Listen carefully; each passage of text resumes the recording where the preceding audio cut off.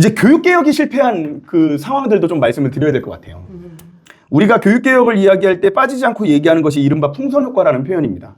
어떤 것을 바꾸려고 했으나 더 안 좋아지는 상황으로 귀결된 것을 얘기할 때, 뭐 예를 들면 뭐 이제 내신, 그 다음에 뭐 수능, 논술 뭐 이런 게 있다고 치면 이제 대입 전형에 내신에 대해서 어떻게 개선을 해보면 이것이 수능이나 논술 같은 거에 좀 문제를 일으킨다든지 뭐 이런 부분이거든요. 이 수능이 나올 때도 암기 위주의 사지선다형 교육을 개선하겠다고 나온 거였어요. 근데 어떻게 됐어요, 지금? 수능 정말 기계적 문제풀이로 변질됐잖아요. 당시에 수능의 설계자였던 고려대 박도순 교수님이 올 5월에 아시아경제와의 인터뷰에서 하신 말씀이 있었습니다. 수능이 취지대로 치러진 적은 첫 해밖에 없었다. 생각해보니까 그때는 등급이 없었어요. 그러니까 좋았던 의도가 변질된다는 거죠. 그리고는 이듬해인가 2년 뒤인가 본고사가 다시 부활됩니다. 그러니까 의도가 한번 비껴나갔죠. 그리고 나선 1996년인가요? 우리가 이제 교육개혁 혹은 교육개혁을 얘기할 때 빠지지 않고 얘기하는 게 5.3일 교육개혁 아니에요. 김영삼 정부 당시에. 그때 이제 우리가 학교 교육을 정말 충실하게 이렇게 하기 위해서 내신 절대평가를 하자라고 해서 2004년까지 내신 절대평가가 시행됩니다.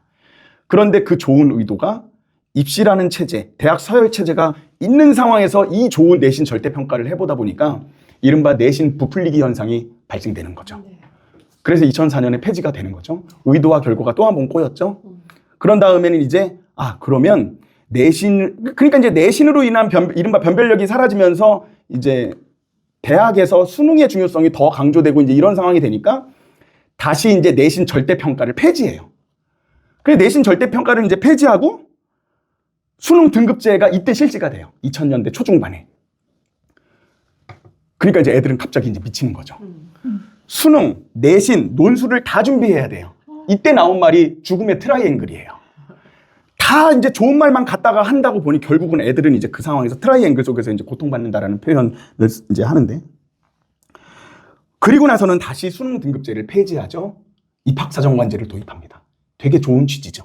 입학사정관을 제도를 도입해서 학생들의 어떤 성장의 상황들을 생활기록부를 통해서 이제 보겠다라고 했는데 그때부터 이제 사교육 컨설팅이 이제 일어나기 시작을 하죠.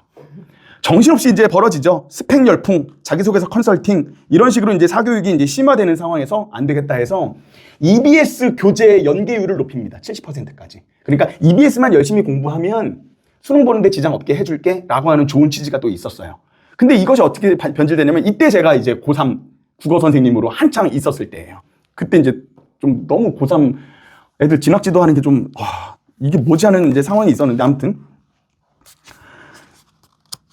학교 수업이 이제 다 EBS 문제집만 풀어요.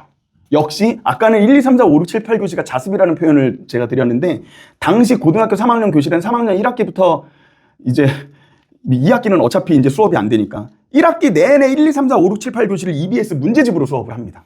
그러니까 본질이 바뀌어지지 않은 상태가 되니까 어떤 식으로 뭔가를 개혁해도 계속 문제가 발생을 하는 거예요. 2023년에는 어떠셨나요? 22년인가요? 23년인가요? 이른바 윤석열 씨가 당시 킬러 문항을 배제하겠다는 정말 멋진 표현을 해요. 킬러 문항, 너무 어려운 문제를 내지 않도록 해라. 얼마나 좋은 표현이에요. 근데 그렇게 뭐라 그럴까요? 신중하고 섬세한 접근 없는 킬러 문항 배제라고 하는 그 한 문구로 인해서 현장의 혼란은 말할 수 없이 컸습니다. 그러면 그로 인해서 수능이 정상화됐을까요? 더 꼬였어요. 킬러 문항은 없어졌는데 중하위권 학생들에게는 이른바 중하위권이라고 표현되는 것도 좀 저는 잘못됐다고 보지만 어쨌든 그 학생들에게는 어차피 상관없는 킬러 문항이 아닌 중킬러 문항이 이제 대거 발생을 하는 거죠. 더 애들은 더 힘겨워진 거예요. 그리고 지금 고교학점제의 난맥상은 아까 설명드린 바와 같고 이게 뭐지 하는 생각을 하지 않을 수가 없는 겁니다. 이러한 교육개혁의 역사, 교육개혁의 역사죠. 이 교육개혁의 흑역사가 이제 지금 상황에서도 딱 고교학점제를 지금 이제 전면 개선하겠다라고 하는 상황과 맞물려서 이제 돌아가고 있거든요. 어떻게 되실 것 같으세요? 이제 지금 이거는 현재 진행이에요. 이전까지는 이제 과거의 얘기였다면 지금 대두되고 있는 얘기 중에 하나는 수능과 내신의 절대평가를 하겠다는 겁니다. 당장 이루어지지는 않더라도 뭐 4, 5년 내, 뭐 6, 7년 내 할 수 있을 것과 같이 표현을 하고 있어요. 어떻게 되실 것 같으세요? 절대평가는 너무 좋은 거예요. 교육적인 측면으로 블룸의 완전학습 이론을 이렇게 구현할 수 있는 정말로 훌륭한 평가 체제입니다. 근데 이것이 지금 마치 귤이 탱자가 되는 것처럼 지금의 우리 입시 현실의 사회, 대학 서열화가 온전하고 있고 그것이 어떤 노동 조건과 관계 맺고 있는 이런 상황 속에서 절대평가만 딱 갖다 들여놓으면 일단 다른 거 볼 거 없이 절대평가가 당장 시행되면 상대적으로 현 상태에서는 자사고 특목고 강남 학군의 아이들이 압도적으로 유리합니다. 그렇게 될 거잖아요. 그러니까 90점이 넘으면 다 1등급이다 이제 해버리면 뭐 공부 잘하는 이제 학교나 지역에서는 반 아이들 전체가 다 1등급일 거잖아요. 근데 그렇지 않은 곳에서는 이제 상대적으로 이제 등급이 낮을 거고. 그러니까 지금 상황이 바람직하다는 얘기는 아니지만 근근히 이 지역적 상황을 유지시키는 지금 간당간당한 상황이기는 한 거예요. 또 어떻게 보면. 제가 절대평가를 하지 말자는 얘기가 아니라 동시다발적으로 좀 이루어져야 될 필요가 있다. 그래서 아까 말씀하신 이제 동시다발적인 사회 변화상을 말씀드린 이유는 바로 그것이었습니다. 이제 그런 측면에서 놓고 보면 이제 지금 저 화면에도 이렇게 나와 있는 부분인데요. 이 경쟁교육을 해소한다라고 하면 이제 제가 말씀드릴 4개 영역이 동시에 이루어지지 않으면 풍선 효과가 발생되기 때문에 안 하니만 못하다는 거예요. 그것이 첫 번째, 학교의 측면에서는 교사가 수업 혁신해야죠. 그리고 많은 노력을 하고 계시죠. 그런데 여건이 안 되기도 하고 또 뭐 극소수지만 또 그렇지 않은 경우도 있고 그리고 이 수업 혁신을 위해서 정부 차원에서 제도적 지원이 있어야 하죠. 이것이 이제 하나의 영역입니다. 두 번째 영역으로서는 입시제도인데요. 진짜 절대평가를 해야죠. 그런데 이게 제가 진짜 절대평가라는 표현을 쓰는 이유가 뭐냐면 이제 아까 말씀드린 상황을 살짝만 좀 더 복기를 해보면 지금 상태에서 섣불리 내신 절대평가를 하겠다라고 하면 또 부풀리기에 대한 논쟁이 일어나기 때문에 20년 전의 실패를 반복하지 않기 위해서 절대평가 점수, 학생들의 점수를 보정하는 작업을 하게 될 겁니다. 그러니까 그들이 수능 점수를 바탕으로 이제 내신 점수를 좀 보정한다든지 하는 거지. 근데 이거는 진짜 절대평가는 아닌 거예요.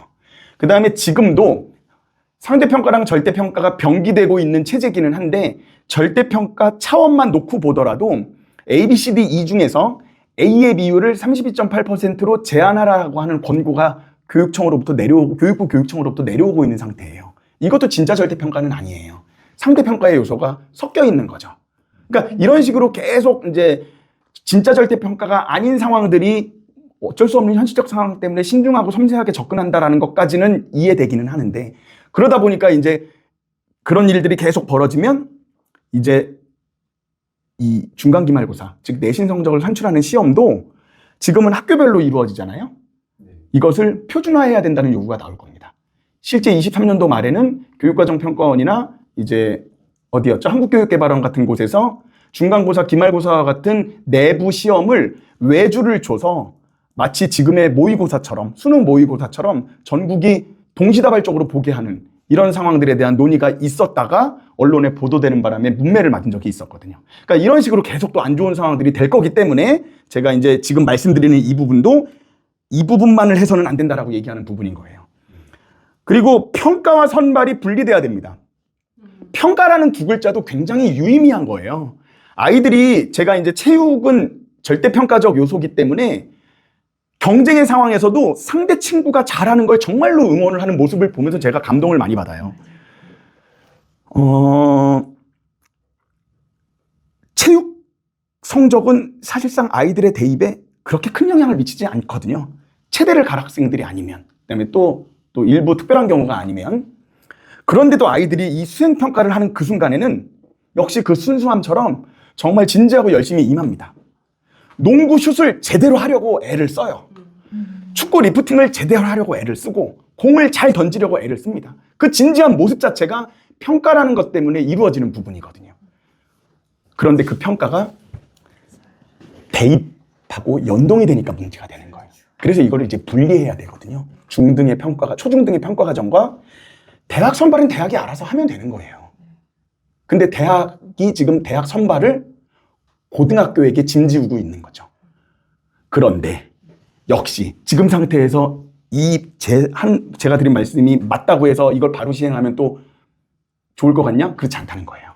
대학에 지금 자율권을 줘버리면 각 대학별로, 안 그래도 지금도 대학별로 수많은 입시 전형이 존재하는데 대학별로 자기들만의 특화된 대입 전형이 또 수십 개, 수백 개, 수천 개 존재할 겁니다. 그러면 이건 아이들에게 또 사교육기관을 통해서 컨설팅을 받거나 하는 상황들이 또 벌어질 거예요. 그리고 대학은 이제 교육 선진국이라고 불리는 여러 나라들이 그랬던 것처럼, 그 다음에 지난번에 김누리 교수님께서도 말씀해 주셨던 것처럼 대학 평준화, 대학 무상화가 이루어질 수 있어야 하겠죠. 그 다음에 이제 서연고 서성한 중경예시와 같은 이런 대학 기득권, 서열 이런 것들이 이제 해체가 돼야 되는 거죠. 이 부분만 놓고 봐도 이 부분만 되면 좋을 것 같지만 저는 그렇게 생각하지도 않아요. 나머지 부분들이 뭐 이른바 학교에서의 미시적 수업 혁신, 뭐 입시제도의 변화 이런 것들이 없는 상태에서 평준화만 딱 된다고 해서 잘 될까? 그렇게 보진 않습니다. 그러면 아마 하향 평준화가 될지도 몰라요. 대학은 대학대로 고도의 연구 기능과 어쨌든 높은 수준의 교양 교육을 또 발휘할 수 있어야 하거든요. 그 마지막으로 전 사회적으로는 아까 잠깐 말씀드렸지만 노동 존중 사회, 지역 균형 발전, 기본소득 사회 이런 것들이 같이 구축이 되지 않으면 안 된다는 겁니다. 이 중에 하나만 말씀을 좀 더 드리면 지역 균형 발전의 측면에서는 정말로 우리가 탐색해 봐야 될 지점이 있어요. 서울대 10개 만들기라고 하는, 제가 이제 이거 또 가져왔는데 역시 좀 화면을 벗어나서 죄송합니다만 이 서울대 10개 만들기를 쓴 이제 김종영 교수님 같은 김종영 교수님은 되게 지금 억울해하세요. 이 제목이 되게 좀 포퓰리즘적이잖아요. 어떻게 보면 좀 선정적인 부분이 있잖아요. 저도 이 제목만 보고는 정말로 딱 했는데 내용을 일단 읽어볼 필요는 있을 것 같아요. 저는 이거를 좀 꼼꼼히 읽어봤는데 그냥 이제 독후감? 이거를 한 문장으로 얘기를 해보라고 말씀해 주신다면 저는 이렇게 말씀드릴 수 있을 것 같습니다. 서울대 10개 만들기 책은 서울대 10개 만들기가 아니라는 내용을 담고 있지 않아요. 그러니까 다시 서울대 10개 만들기라는 책은 서울대 10개 만들기라는 내용만 담고 있지 않아요. 이거는 명백히 이른바 20년 전부터 이제 정진상 교수님 등이 주창해온 이제 국공립대 통합 네트워크, 그 다음에 사립대 공영화, 그 다음에 이 책 안에도 대학 평준화와 무상화 얘기가 들어가 있어요. 그러니까 굉장히 좀 현실적인 차원에서 이제 사람들의 이목을 집중시키는 어떤 의미의 하나의 레토릭인 거지, 이 문구만을 가지고 비판할 일은 아니다. 이제 이런 표현을 좀 드리고 싶은데, 뭐 이제 이따가 까먹을지 모르니까 제가 좀 들려드리고 싶은 요 책의 내용들 한번 살짝 짧게 한번 말씀드리겠습니다. 이분이 쓰신 부분의 마지막 그 에필로그 부분에 이렇게 나옵니다. 창조는 저항을 동반한다. 그것은 기득권의 저항, 학부모의 저항, 사교육 세력의 저항, 재정적 저항, 법률적 저항, 관료 집단의 저항, 편견의 저항, 무지의 저항 등 무수히 많다. 이 거대한 저항을 뚫기 위해서는 영혼을 끌어모으는 사람들이 필요하다.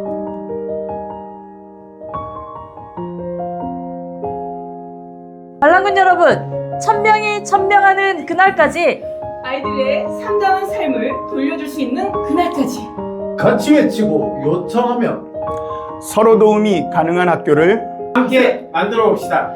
네, 안녕.